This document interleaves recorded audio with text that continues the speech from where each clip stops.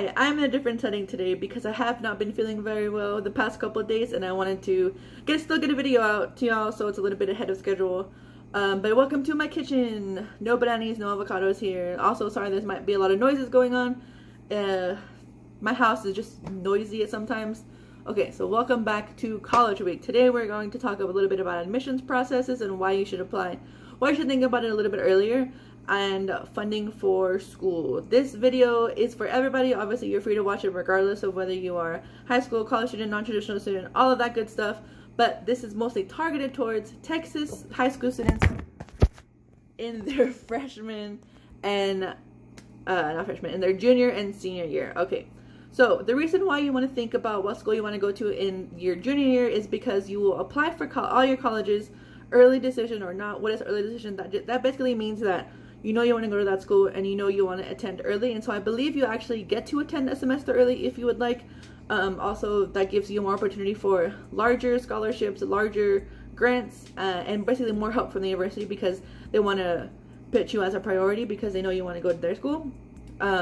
Because you'll be applying for all of your colleges in the fall winter terms, and then you'll get back your college decisions, whether it's in the mail, call, or email, excuse me, in the spring, beginning of summer. So that means that typically around April, March, and May, they'll send you those decisions. So yeah, that's something to think about. Usually it's like a team of just like but it's like a team, and they'll look at all your essays and all that good stuff. And I'll link some stuff below as well if you wanna look more into college application and college admissions processes. Okay, so let's talk about funding for school. We know what school we want to go to. We know that we could get offered a scholarship, but how am I going to pay for this? Where do I even start? So typically you will, regardless of whether or not your family makes a lot of money, a little money, all that good stuff, you want to apply for your FAFSA. What is that? That's an acronym I've never heard of in my life. Most your college admissions person, advisor, whatever in high school will typically tell you that this is like one of the big things because this is where most of your funding will come from if you don't get scholarships and if you are a lower income student. It's the free application for federal student aid. Also, I have all my notes here, so forgive me if I'm looking like down there a lot. So what does that mean? What does it entail? What does it include? They basically want to know your basic information. They want to know whether you are dependent or independent, meaning are you still living with your parents, or are you emancipated from them? Do you cover for everything on yourself? Because typically students who are emancipated get a lot more funding because they're on their own. Students who are dependent will still get funding, obviously, but they won't get like priority for majority of the money. The earlier you get your FAFSA done, typically the more money that you will get in your subsidized loan and in your grants. Okay, so what do they want to know? All that stuff. They want to know basically where you live, your age, one of your parents' social security numbers, whether or not they're a citizen, and then what school you're going to, and then how much money your family makes yearly, because the way that FAFSA kind of determines how much aid you'll get, typically it's your school that actually determines how much you get for aid. It'll be your cost of attendance, your COA, basically. So Texas Tech is $25,000 per year, minus your expected family contribution. And that's a number that you'll see on your student aid report. It's your SAD, which you'll get after you complete the FAFSA successfully. You'll be able to see all the information you put in, and then what FAFSA expects for your family to contribute, or how much money, like all that stuff. Because each school typically has an estimate of how much everything will be yearly by yearly. Like, again, as I said in previous video, A&M and University of Texas, UT, are $35,000 a year, and Tech is a little cheaper, $25,000 a year. So in order to figure out how they would get my aid, they would do $25,000, which is the cost of attendance at Texas Tech, minus how much my family can contribute at the time when I was younger, which was $0, which means they aren't able to help me out without college at all, which means that I was eligible for an unsubsidized, subsidized loan, and the full Pell Grant. What is all those other stuff later? We'll talk about them after I get into special populations. I really want to talk about this only because there are a lot, typically, as I know, I said this in another take, but I don't know, it was I couldn't finish that one. Special populations typically get more help from the state, from the local government, and from the university. What is a special population? Typically, it means those who are disabled, those who are come from adopted families, those who come from military families, those who basically have a special circumstance. What is a special circumstance? Basically the things that I've kind of said. I know there's also stuff available for people who have invisible disabilities as well, people who are mentally ill or like have a mental health condition. And then I believe also, I don't think they fall in this category when it goes like specifically by race and ethnicity. I think that's just a separate category altogether. But yes, so also undocumented students as well. So let's get into that. If you are in Texas, you are undocumented, you will have to apply for the TASFA, which is the Texas application for state financial aid. I couldn't find anything about other states, but I'm pretty sure it varies by state. Typically, if you are able to get into a school, sometimes if you are eligible, they will be able to help you out with tuition, but other things like out-of-pocket costs, like, you know, your books, your housing and other stuff like that, transportation, they won't be able to help. But yes, if you do have DACA or you are a green card student, you are eligible for some state aid. You just have to like apply and look at all that stuff on FAFSA. I will leave a bunch of links below, but however, I am not the expert in that, only because I am not undocumented. I am a citizen. Okay, so here's some other populations that I wanted to include because I feel like it's important to note in case you didn't know. So children of veterans, people who have served in military, and then military veterans themselves are eligible under the GI Bill, which means that the state or government, I believe, I didn't look too much into it because again, this doesn't apply to me, but I wanted to be able to give this information to you in case this applies to you. You know, the more you know, the more knowledge I want to help you out, the more I want you to be in a better position, because my financial situation was an entire disaster. So I want to get you the most help that you can to be successful and to not worry about all these bills, because it is stressful being a college student and then being a poor college student and then having all of this stuff on top of each other.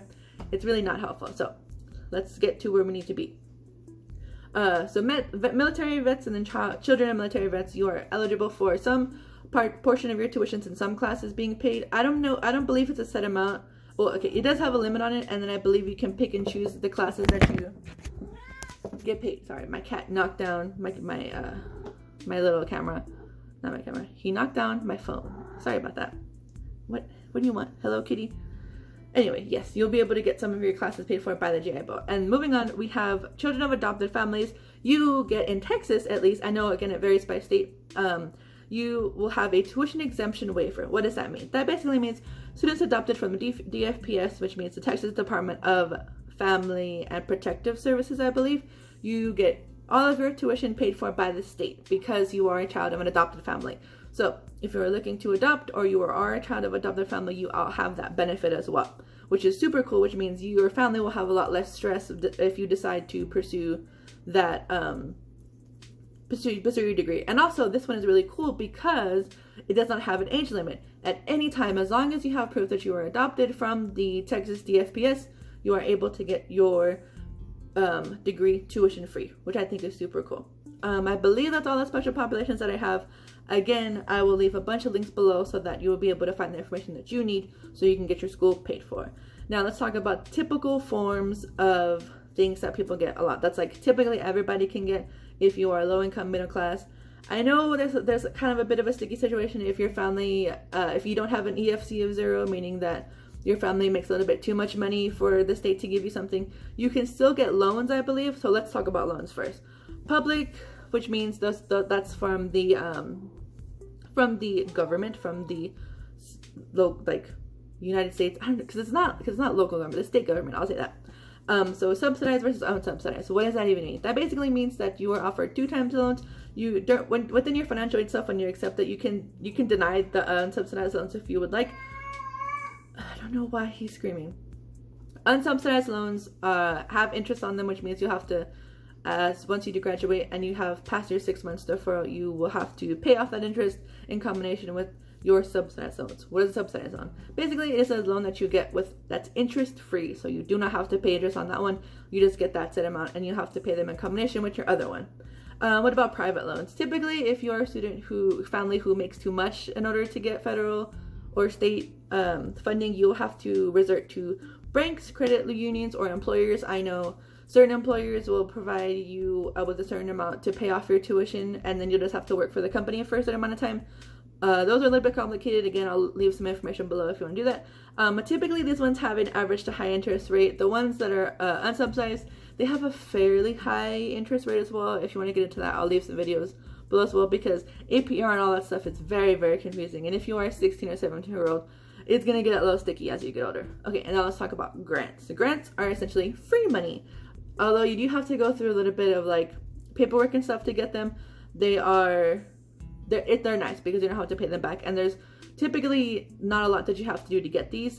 Federal ones, which means the Pell Grant, that one is I think $6,195 per year, which is the maximum amount that you can get. Some people are eligible for partial Pell Grants, meaning that you can get $1,000 to $2,000. The full Pell Grant again is $6,195. I've always been eligible for that one because my family cannot afford my tuition. School, which are typically are through your university. Sorry, I'm like all tongue tied. It's really late in the day. Typically, the earlier you get your financial aid situation together, the more your university will be able to help you out, because your university also has money set aside, which are in the form of grants. I've gotten 2 grants, the tech grant and then the student grant. One was $1,000, one was $200. Those are able to just help you out. They have a pool of money, and typically the earlier you apply, the more that you can get, so that you won't have to take out more in your loans as well. And then state. Again, this varies by state. I know Texas had it, but I believe you had to apply for it or they phased it out. In 2015, 2016, if your family was below a certain threshold, I believe, again, you were able to get the Texas grant, which was a full year. Yeah, it was basically, you got it split up. You get $1,000 per semester, which was pretty good actually. And now let's go on to scholarships. Now, scholarships are a big, hairy monster. It's very complicated, but if you get them, they are a humongous blessing. And I know I think about this a lot because I didn't really get a lot of scholarships and all that good stuff. This is a tweet that I think about a lot from one of my mutuals who goes to grad school in Austin. She said basically that scholarships, people who get scholarships are basically people who've been receiving aid their entire life, or they've gotten scholarships for a lot of other stuff, which is sad to say because a lot of that really does happen, because there's some people that I did know that had tribulation after tribulation. You know, they've had a lot of stuff going on in their lives and they've gotten help because of where they are in life. Obviously, I'm not trying to dish it on anybody. You know, if you need help, I'm glad that you got it, because that help out other people. So again, scholarships. Let's look at local. And again, this is going to be a little Texas oriented. If you're a Hispanic student, you can go to DeLuca, which is the Hispanic chapter and stuff like that. They can help out students in need. All you have to do is apply for that in your state. Again, Texas scholarships. They have the Texas Radio one, which I believe is like $2,000 per academic year. And then there's the Jones scholarship, so I bought, but that one is actually a pretty big one. But again, local are better because typically they're not as strenuous as a process of those bigger scholarships. I believe you only have to do a couple essays, again, like attach your resume. Oh yeah, here's some requirements for most of these scholarships. Some of them only really want you to write an essay. They want to get to know you through that. Most scholarships require a recommendation letter from a high school teacher, or if you're in college, they want you to have a professor that you know give you a recommendation. Your resume, please update your resume, and if you don't have one, I recommend writing one or paying someone to write you one, because those really show like your work ethic, whether you've worked since you were 16 or you've been in a lot of extracurriculars. They want to know you from that as well. That gives them a snapshot of like what kind of student you are as well. Proof of college acceptance. These are typically only for when you are applying to scholarships as a high school student. They just want to know that you got into a 4-year university, because there are 2-year programs, community college. Some scholarships are only for community college. Some scholarships are only for 4-year accredited university. What does that mean? I mean, typically that's for like STEM majors, which means that like they are a certified engineering program, certified science, hard science, all that stuff. And then you have to write some essays typically. So we talked about local, and then what are corporate? Corporate scholarships typically have a lot of stipulations. They have a lot of steps. They might even want your recommender to write an essay for them. And those are like the ones that are like Dr. Pepper, Burger King, Coke, Dell, and stuff, all that good stuff. And scholarships can also be based on your sexuality, your race, ethnicity, your college major, life situations, which mean like if you are a single mom, if you are a child of an adopted family, if you go duck hunting, all those weird things. There's even like really niche scholarships, like if you do duck calling. There's also no essay scholarships, meaning their lottery, which means all you have to do is like put in your name, your info, what college you're going to, and then you can apply for that. There's also in-school scholarships, which are typically given by a department or program which you apply to or you're participating in. I was in a first-gen organization, and they were you had to do like a bunch of like volunteering and stuff like that, and I was able to rack up enough like hours within that organization to be able to get a small $500 scholarship, and then I was able to get another $1,000 scholarship because I applied. And I did a little essay basically stating all of like the volunteering I've done for the university, and I was able to get that one. However, that one, typically the bigger the scholarship are for, I know some people get their entire tuition paid for from the university. Typically those come with stipulations as well as like you having to live on campus, you having to maintain a higher GPA, which is 3.5.